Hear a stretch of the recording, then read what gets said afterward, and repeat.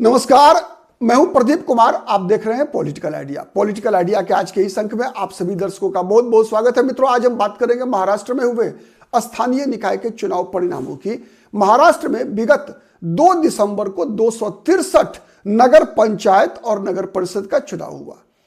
फिर 20 दिसंबर को 25 शेष अन्य नगर परिषद और नगर पंचायतों के चुनाव हुए। कुल 288 नगर परिषद और नगर पंचायतों के चुनाव हुए, जिसका कि परिणाम आने का सिलसिला आज सुबह से जारी है। अब तक प्राप्त 214 नगर पंचायत और नगर परिषद के परिणामों में, ठीक है, 214 स्थानों पर एनडीए, जिसे महायुति महाराष्ट्र में कहा जाता है, उसने जीत हासिल की है। और भारतीय जनता पार्टी की तो बम्पर जीत हुई है, ऐतिहासिक जीत हुई है। महाराष्ट्र की राजनीति में स्थानीय निकाय के चुनाव में इतनी बड़ी जीत भारतीय जनता पार्टी की अब तक नहीं हुई थी। और देवेंद्र फडणवीस का भी बयान आ गया है। सोलापुर से देवेंद्र फडणवीस ने बयान जारी किया है कि इस अनुमान, ये जो परिणाम है उसका अनुमान हमें पहले से था। 75% जो काउंसिल चेयरपर्सन होंगे वो एनडीए के होंगे, इसका अनुमान देवेंद्र फडणवीस को पहले से था। जिसका दावा देवेंद्र फडणवीस ने किया और वो दावा सच होता दिख रहा है। अब तक प्राप्त 263 परिणामों में, नगर परिषद और नगर पंचायतों के परिणाम में अब तक 214 जगह पर एनडीए के उम्मीदवार चुनाव जीत चुके हैं। मात्र 49 जगहों पर जीत हुई है महागठबंधन कह लीजिए, महाविकास अघाड़ी कह लीजिए, इंडिया अलायंस कह लीजिए, उनके पार्टनर्स की। हम सबको पता है कि जो महायुति है भारतीय जनता पार्टी के नेतृत्व में जो एनडीए है, उसमें 3 दल हैं। भारतीय जनता पार्टी, एकनाथ शिंदे की शिवसेना और अजित पवार की एनसीपी। वहीं जो महाविकास अघाड़ी है, जिसमें कांग्रेस पार्टी, शिवसेना उद्धव ठाकरे गुट और राष्ट्रवादी कांग्रेस पार्टी शरद पवार गुट, इन तीनों ने मिलकर चुनाव लड़ा था। और एक तरफ एनडीए का अलायंस, ठीक है, एनडीए के अलायंस में 120 सीटें अब तक भारतीय जनता पार्टी जीत चुकी है। इसके अलावा 57 सीटों पर अब तक एकनाथ शिंदे की शिवसेना का जीत चुकी है। साथ ही अजित पवार की पार्टी को 37 सीटें अब तक प्राप्त हो चुकी है। कुल 214 सीटें अब तक ये लोग जीत चुके हैं। 25 सीटों का परिणाम आना शेष है। 49 सीट पर महाविकास अघाड़ी की जीत हुई है, जिसमें सबसे आगे है कांग्रेस पार्टी। कांग्रेस के उम्मीदवार 37 सीटों पर अपनी बढ़त माने एक तरह से चुनाव जीत चुके हैं। 34 पर, शेष 8 जगहों पर शिवसेना उद्धव ठाकरे गुट और 7 जगहों पर एनसीपी शरद पवार गुट को अब तक विजय मिला है। ठीक है, यह परिणाम महाराष्ट्र के राजनीतिक इतिहास में, जैसा मैंने बताया, कि भारतीय जनता पार्टी के लिए, एनडीए के लिए एक चौंकाने वाला परिणाम है। इसलिए कह रहा हूं चौंकाने वाला परिणाम, चूंकि लगातार 2 चुनाव, लोकसभा चुनाव 2024 में भारतीय जनता पार्टी का परिणाम अपेक्षा के अनुरूप नहीं रहा था। महाराष्ट्र उत्तर प्रदेश के बाद दूसरा ऐसा राज्य था जहां पर कि एनडीए को, नरेंद्र मोदी को लोकसभा चुनाव परिणाम के अनुसार निराश होना पड़ा था। माना जाता है कि भारतीय जनता पार्टी को अपने बलबूते पर बहुमत नहीं मिला।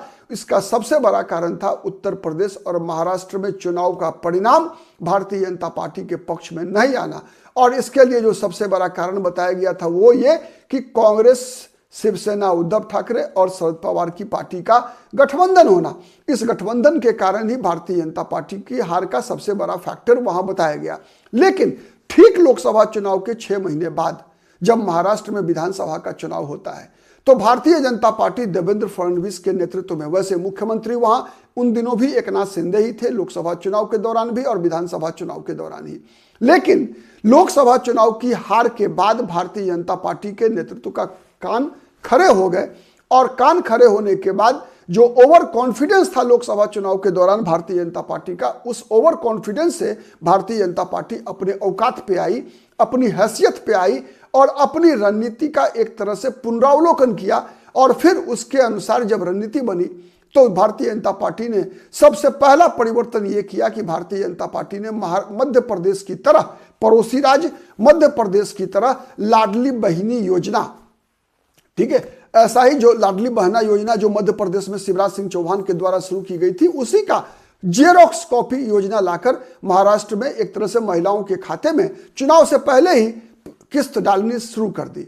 एक तो उसका असर पड़ा, दूसरा असर पड़ा महाराष्ट्र की राजनीति में कहा जाता है कि नया चाणक्य देवेंद्र फडणवीस ने टिकट के बंटवारे में भी, सीटों के बंटवारे में भी गठबंधन के सहयोगियों के बीच सीटों के बंटवारे और फिर बीजेपी के अंदर टिकटों के बंटवारे में जिस प्रकार का सोशल इंजीनियरिंग किया, जिस प्रकार से उम्मीदवारों का चयन किया, ये बात बताना आपको आवश्यक है आज के दिन कि कई ऐसे भारतीय जनता पार्टी के उम्मीदवार थे जैसे साइना एनसी जैसी, जो कि भारतीय जनता पार्टी की कार्यकर्ता होते हुए भी एकनाथ शिंदे की पार्टी के टिकट पर चुनाव लड़ रही थी।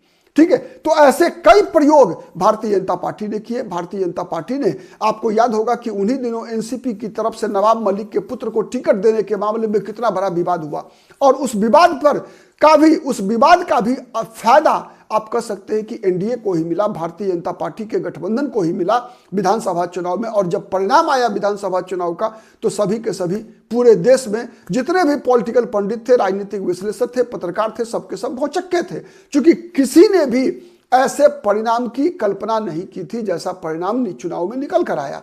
उसका असर यह हुआ कि जिस एकनाथ शिंदे के नेतृत्व में भारतीय जनता पार्टी, शिवसेना और एनसीपी ने चुनाव लड़ा था, चुनाव परिणाम आने के बाद सहर्ष सबने तय किया कि मुख्यमंत्री अब देवेंद्र फडणवीस होंगे, एकनाथ शिंदे और अजित पवार इस सरकार में उप मुख्यमंत्री होंगे। और फिर से एक बार जब ये पंचायत का चुनाव हुआ, नगर निकाय के चुनाव हुए, अभी जो स्थानीय निकाय के चुनाव हुए हैं, और आगे जो फिर 15 जनवरी को होने वाले हैं शहरी निकाय के चुनाव, इसमें एक तरफ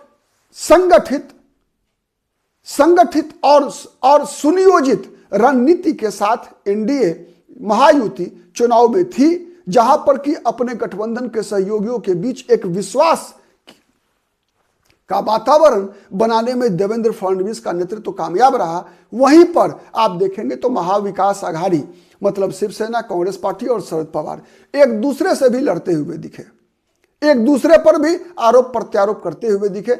इसी सब कारणों का परिणाम रहा है कि इस प्रकार के परिणाम निकल कर आ रहे हैं। अब जब 15 जनवरी को शहरी निकाय का चुनाव होना है, उसमें सबसे बड़ा महत्वपूर्ण चुनाव जो है वो है बीएमसी का चुनाव। बीएमसी के साथ साथ पुणे, ठाणे, ऐसे जो बड़े औद्योगिक शहर हैं, ठीक है, वहां भी ये चुनाव होना है, शहरी निकाय का चुनाव होना है। अब इस चुनाव परिणाम का असर आने वाले दिनों में शहरी निकाय के चुनाव पर भी पड़ेगा। शिवसेना भी कमर कस ली है, लेकिन शिवसेना, चूंकि ये जो शहरी इलाका है महाराष्ट्र, मुंबई, ठाणे, पुणे, ऐसे जगहों पर शिवसेना का भी पुराना प्रभाव रहा है, लेकिन शिवसेना के प्रभाव में जो सेंधमारी एकनाथ शिंदे ने की है, और एकनाथ शिंदे की सेंधमारी के बाद भारतीय जनता पार्टी का समर्थन, देवेंद्र फडणवीस का नेतृत्व ने जिस प्रकार का करिश्मा विधानसभा चुनाव में किया था, तो ये देखना है कि अब इस स्थानीय निकाय चुनाव जो परिणाम है उसका क्या असर पड़ता है आने वाले बीएमसी सहित अन्य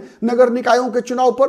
साथ ही ये जो एकता का सूत्र है जो एनडीए के अंदर है, और वैसे ही बिखराव है महागठबंधन के अंदर, बिखराव है महायुति, महाविकास आघाड़ी के अंदर, तो आने वाले दिनों में इससे क्या सबक लेते हैं विपक्ष के दल, नजर बना के रखिए पॉलिटिकल आइडिया पर। हमारी नजर तो हर उस खबर पर होती है जिसका विश्लेषण आप जानना चाहते हैं।